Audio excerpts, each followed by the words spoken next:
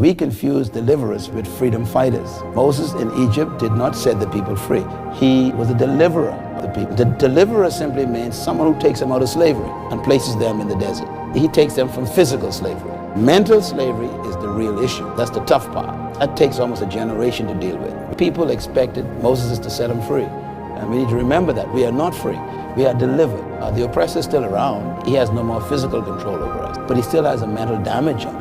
And that's why deliverance is a very difficult period, because you are out of Egypt, but Egypt is not out of you. You're away from the wind of Egypt, but the scent of oppression is still in your nostrils. So the deliverer physically sets you free. He takes the chains off, he opens the prison doors, he tells you to go out, even leads you out. But he can't take you in to freedom. Freedom, not a location, it's a mentality. So nothing is worse than taking a slave into freedom without freedom in his mind. Solomon says, woe to the land when a slave becomes king.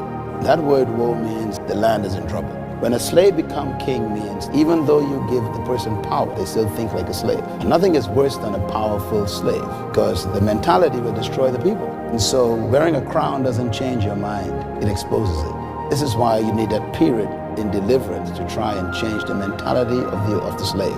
If he doesn't have a mental transformation, the slave will be no benefit to freedom. This is probably why when you read the story of Moses and the children of Israel, you'll discover that all of the people who came out of Egypt, all of them died in the desert. God didn't allow them to go in.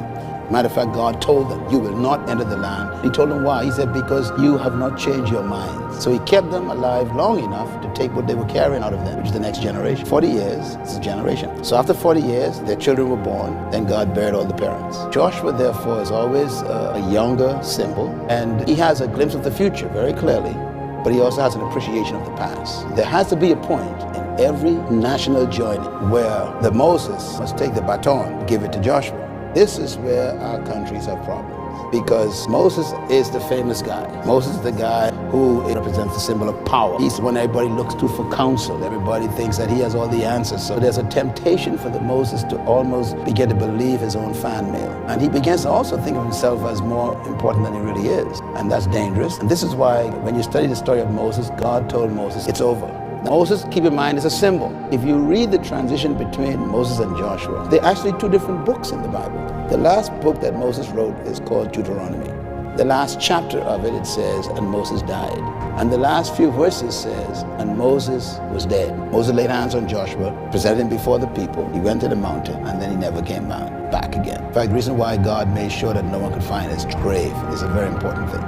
Because you can almost be so busy worshiping history, you never make a future. So he doesn't want them to even know where the tomb is. No one knows where Moses was buried. That's an important symbol. We should not worship Moses to the point where we can't create Joshua's.